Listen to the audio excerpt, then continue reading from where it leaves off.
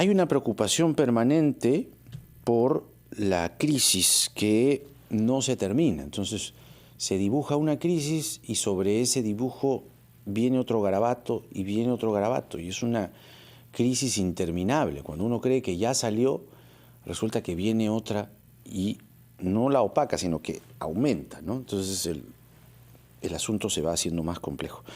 Eduardo Darllán, politólogo e integrante del Consejo Directivo de ACER Perú, está con nosotros. Eduardo, bienvenido. Muy buenos días. Buenos días, Jaime. Gracias por la invitación.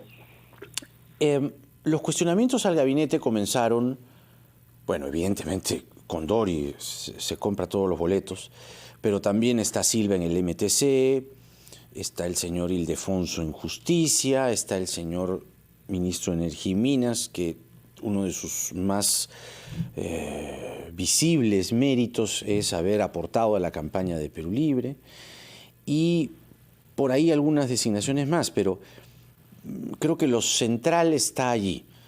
Y Jimena Pinto, que esta semana con nosotros denunció el mal uso, que hasta podría ser ilegal, de la publicidad estatal, sugirió en algún momento de la entrevista con nosotros que el gobierno ya la tenía clarísimo, ¿no? Que ya habían quedado con los congresistas, que no pasaba nada, que no se iba a negar el voto de confianza, que tranquilos, con lo cual el control político primero se va al diablo, pero en segundo lugar también la meritocracia, ¿no? Que francamente está bastante venida a menos, sino que, por no decir que ya prácticamente es inexistente en los ministerios. ¿Cuál es tu lectura?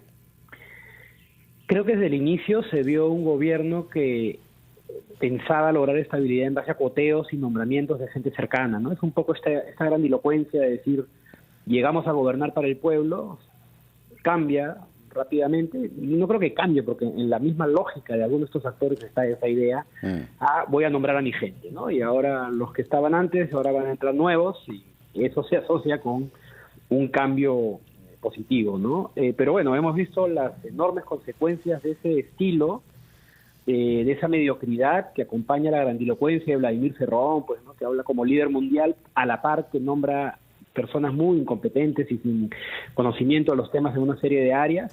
Se vio desde el debate de técnicos presidencial, y lo que es terrible, sin embargo, y que creo que nos obliga a dejar un momento al gobierno y pensar en qué estamos, en algo más profundo, es que desde el Congreso muchas de estas conductas no son las que han levantado la ira ni el control. Hay polarización ideológica, ¿no?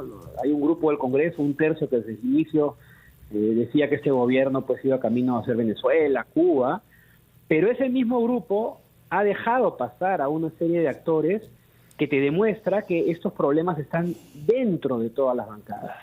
Tolerar al ministro de Transporte porque te da reuniones, te promete puentes, tolerar a cosas como las que se están viendo en salud, por ejemplo, ¿no? Y que además recién esta semana hemos visto interpelaciones y acciones más concretas contra algunos de ellos, cuando eso se caía de Maduro, que la forma de controlar a un gobierno que antes que una aplanadora chavista, lo que era pues era una aplanadora de agencia de empleos y de desmantelamiento del Estado, era a través de sistemas de control, interpelación, censura a estos ministros que nunca debieron estar ahí. Exactamente. Ahora, cuando se reclama un real control político desde el Congreso, no ocurre. Porque si realmente estuviesen conectados con la realidad, a menos que el lunes sorprendan, ¿no? Pero esto de Gabriela Jiménez ha sido la gota que derramó el vaso, me parece. Creo que ya, además, ¿no? Creo que ya es momento de decir basta, ¿no? Y claro, ¿qué pasa con las bancadas, no? Fuerza Popular, APP, ¿qué pasa con ellos? O sea, ¿qué esperan? ¿Están esperando algún trato bajo la mesa o realmente se van a poner los pantalones? Es que son bancadas, muchas de ellas, que se han pauperizado en estos años. Había una alarma de un sistema político que se estaba cayendo.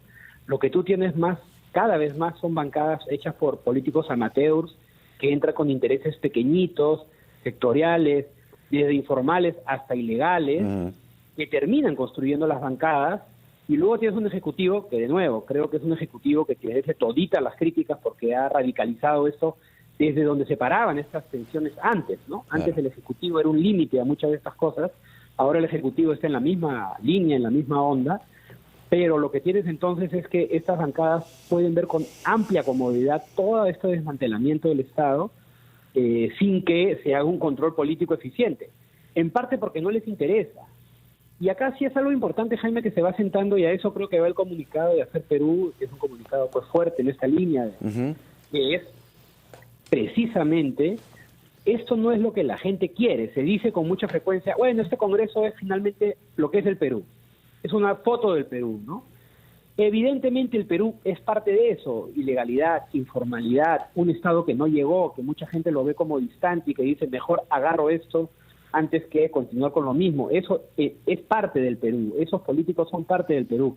Pero es más que eso, es un sistema político donde esos intereses han logrado entrar y estar sobre representados.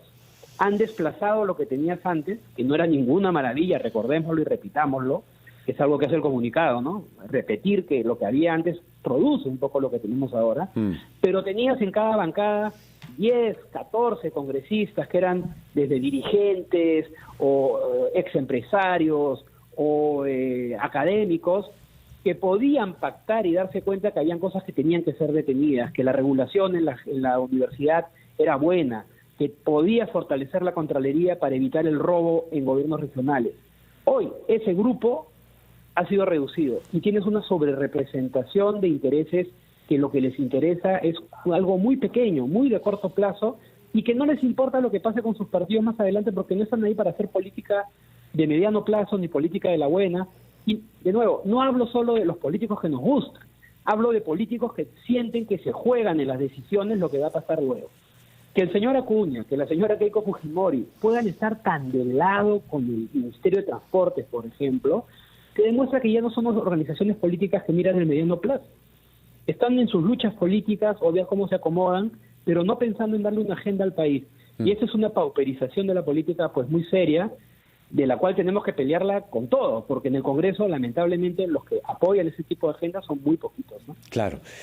Ciertamente el editorial, el comunicado de Hacer Perú, que está compuesto el consejo editorial por ti, por Alfonso de la Torre, por Carolina Trivelli, Alonso Segura y Piero Gessi, habla de algo que está ocurriendo ante nuestros ojos a una velocidad de crucero.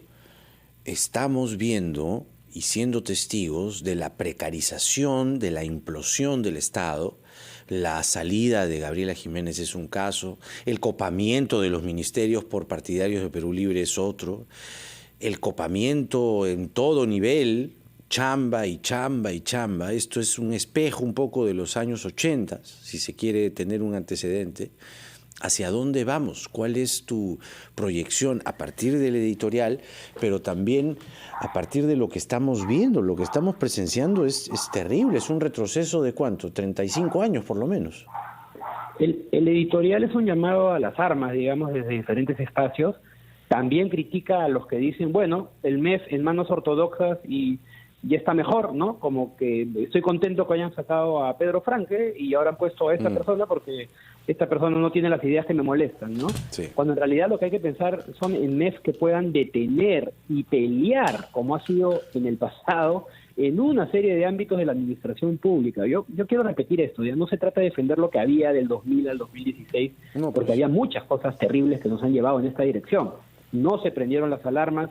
En Hacer Perú, por ejemplo, hace años se habla de diversificación productiva, de empleos para la población, de salud, de educación universitaria, y esas alarmas no sonaron en la élite, en muchos de esos espacios.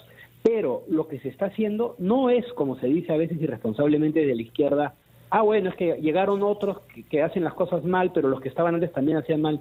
No, está desmantelando pequeños espacios de calidad, de ciertas carreras burocráticas, de capacidad dentro del Estado que eran cruciales para detener muchas cosas que se pueden salir de control. Imagínate ahora que estas pocas reguladoras que funcionan desaparecen, que estas alianzas mafiosas se dan.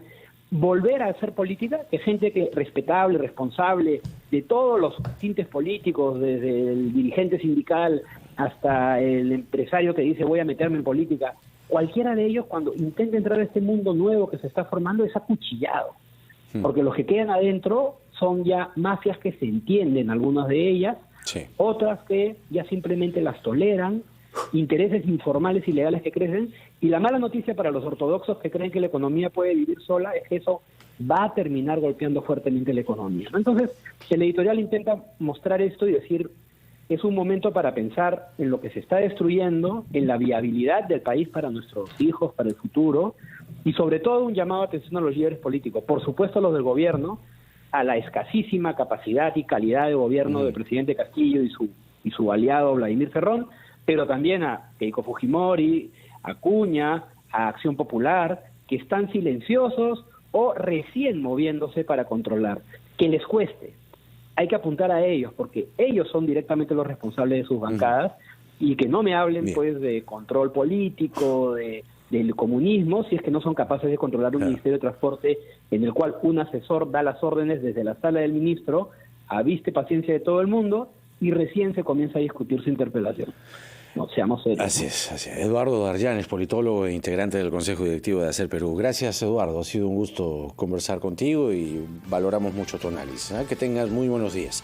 Son las 8:33, escuchamos a los anunciantes de RPP y luego continuamos con más aquí en Ampliación de Noticias.